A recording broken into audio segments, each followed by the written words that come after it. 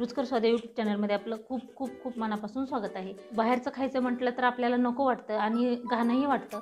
तर पावभाजी म्हटलं की सगळ्यांना आवडणारी अशी पावभाजी। तर त्यासाठी जी आपल्या घरामध्ये साहित्य आहे अगदी सहजासहजी उपलब्ध असतं हे साहित्य आणि अगदी मोजक्या साहित्यात होतं, असं वेगळं काही टाकावं लागत नाही। व्हिडिओ सुरू करण्याच्या अगोदर माझी तुम्हाला एक विनंती आहे, माझे व्हिडिओ तुम्हाला आवडत असतील तर प्लीज लाईक, शेअर आणि तुमच्या आवडत्या रुचकर स्वाद यूट्यूब चॅनलला सबस्क्राईब करायला विसरू नका। धन्यवाद। तर इथे मी घेतलेली आहे 6 शिमला मिरची, 2 कांदे, कोबी जी आहे ती ऑप्शनल आहे, तुमच्याकडे असेल तर टाका, नसेल तर नका टाकू, मी पण थोडीशीच घेतलेली आहे। 3 बटाटे घेतलेत, असं उकडून एकदम सॉफ्ट असे शिजवून घ्यायचे आहेत। 5 ते 6 टोमॅटो घ्यायचे आहेत आणि 1 वाटी ते 1.5 वाटी कोथिंबीर घेतलेली आहे आणि हे पूर्ण जे आहे एवढं एकदम बारीक असं आपल्याला चॉप करून घ्यायचं आहे। तर 1 वाटी वाटाणे जे आहेत ती रात्री भिजायला घातली होती आणि सकाळी ह्याला 7 ते 8 शिट्ट्या देऊन घेतलेल्या आहेत, एकदम सॉफ्ट असे शिजवून घ्यायचे आहेत। तर बघू शकता अशा प्रकारे एकदम बारीक चॉप करून घेतल्यात आणि ह्याच भाज्या का घेतल्या जातात तर ह्या पटकन शिजल्या जातात। आणि जर का तुम्ही समजा फुलकोबी वगैरे टाकत असाल, समजा एखाद्या वेळेस असं साहित्य नसेल घरात तर आपले जे मैत्रिणी आहेत काही ना काही टाकून पावभाजी वगैरे बनवतात, पण जसं की ठेल्यावर वगैरे खातो आपण सेम तशाच प्रकारे बनवायचे असेल तर ह्याच भाज्या वापरा आणि पटकन शिजतात आणि आपण ही परतून घेतो भाज्या किंवा परतल्या जातात आणि परतून शिजतात, त्यामुळे ह्याची चव छान लागते। कुकरमध्ये जर शिजवल्या तर मग त्यामुळे त्याची चव आपल्याला जशी पाहिजे तशी लागत नाही। तर ही बटाटा जे आहे ते अशा प्रकारे एकदम बारीक असं मॅश करून घेतलेलं आहे आणि ही म्हणजे वाटाणे जे होते जसं बटाटा आपण हे केले एकदम बारीक, तसंच हे वाटाणे मिक्सरला फिरून घेतलेत, एकदम बारीक अशी पेस्ट करून घेतलेली याची। आपण ही तव्यामध्ये बनवणार आहोत आणि तवा जे आहे ते आपण भाकरी वगैरे बनवतो लोखंडाचा त्यामध्ये करायचा आहे। तर याच्यावरती अगदी थोडंसं तेल पसरवून घ्यायचं आहे अगोदर आणि तव्यात जर तुम्हाला करायचं नसेल, जी लोखंडाची कढई असते त्यामध्ये केलं तरी पण चालेल। थोडंसं तेल टाकून घेतलं आहे मी। आता आपण साधारण पाऊण वाटी बटर घेतलेलं आहे। तर ही बटर जे आहे ते मेल्ट झाले। आता आपण याच्यामध्ये पाव चमचा जिरं टाकून घेऊया। आता आपण कांदा टाकून घेऊया याच्यामध्ये। कांदा थोडासा 1 मिनिट परतून घेतल्यानंतर मग बाकीचं साहित्य टाकायचं आहे।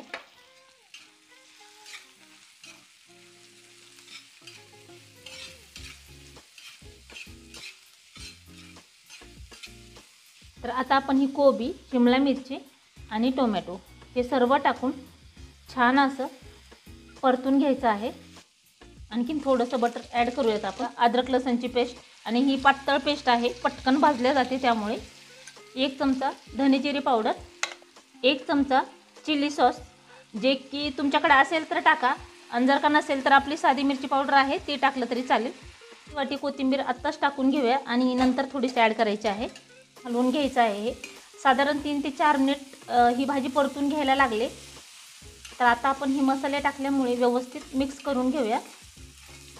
परतून घेतल्यानंतर थोडंसं पाणी ॲड करूयात, साधारण अर्धा कप, म्हणजे मसाले जळणार नाहीत आणि भाजी पटकन शिजल्या जाईल। पाणी टाकल्यानंतर हे सगळ्या बाजूने व्यवस्थित हलवून घ्यायचं आहे, जेणेकरून सगळी भाजी व्यवस्थित शिजल्या जाईल आणि व्यवस्थित जर शिजली भाजी तर मग ती मॅश छान होईल, एकदम सॉफ्ट अशी। तर चिली सॉस जे आहे ती तुमच्या आवडीनुसार किंवा तुम्ही तिखट किती खाता त्याच्यानुसार टाकायचं आहे। साधारण 3 चमचे मी टाकलेला आहे। तर रंग भाजीला छान येण्यासाठी थोडीशी बेडगी मिरची मी ॲड केलेली आहे। तर हे बघा आपलं पाणी जे आहे ती व्यवस्थित कमी झालेलं आहे, तरी पण अजून आणखीन आपण 1 ते 2 मिनिट व्यवस्थित परतून घेऊयात। आणि पाणी जर तुम्हाला कमी वाटलं तर साधारण 1 ते 1.5 वाटी पाणी लागलेलं आहे ह्याला आणि पाणी जे आहे ती गरम करून घ्यायचं। तर अशा प्रकारे जे मॅश करायचं आहे त्याने थोडंसं आपण मॅश करून घेऊया, म्हणजे राहिलेली जी भाजी आहे ती व्यवस्थित आणखीन शिजल्या जाईल। पूर्ण भाजी सॉफ्ट होईपर्यंत आपल्याला हे व्यवस्थित शिजवून घ्यायचं आहे आणि शिजलं जर नाही तर आणखीन थोडंसं गरम पाणी ॲड करायचं आहे। तर भाजी आणखीन थोडीशी कच्ची असल्यामुळे मी आणखीन थोडंसं अर्धा कप पाणी गरम करून टाकलेलं आहे, जेणेकरून भाजी जी आहे ती पूर्ण मॅश व्हायला पाहिजे, तेव्हा त्या भाजीची चव छान लागते।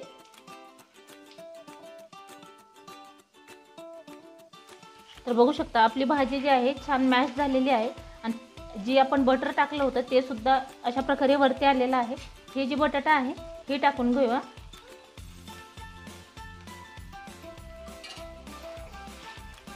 आणि भाजी जर जास्त तुम्हाला बनवायची असेल तर शक्यतो मोठी कढई वगैरे वापरा आणि तव्यात बनवणार असाल तर साधारण 3 ते 4 माणसासाठी एवढी भाजी तव्यामध्ये होते, ते पण मोठा तवा असेल तर.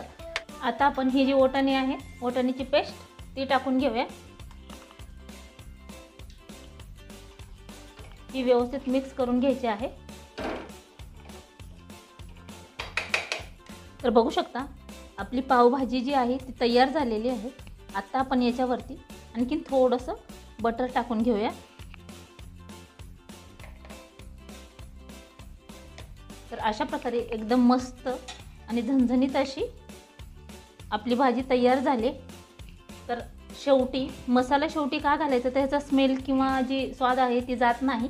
तर पावभाजी मसाला साधारण 2 चमचे घेतलेला आहे, हे टाकून घेऊया आणि आता मिक्स करून घ्यायचे आहे.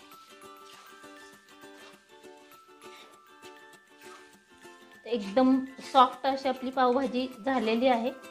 जसं की तुम्ही बाहेर वगैरे खात असाल तशा प्रकारे भाज्या एकदम छान अशा परतून घेतल्या की भाजीची जी ही आहे थिकनेस व्यवस्थित होते, म्हणजे सॉफ्ट झाल्यानंतर व्यवस्थित मॅश करता येतात भाज्या.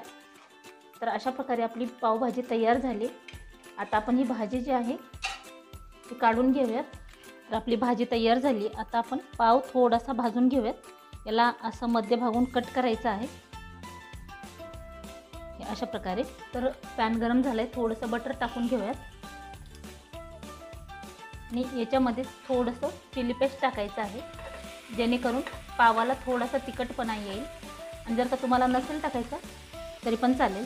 तर आता आपण हे पाव हे अशा प्रकारे भाजून घेतलेलं आहे दोन्ही साईडनं. तर एकदम मस्त अशी आपली पावभाजी तयार झालेली आहे. आणि तुमच्या आवडीनुसार थोडंसं पातळ जर पाहिजे असेल तर थोडी पातळ केली तरी चालते.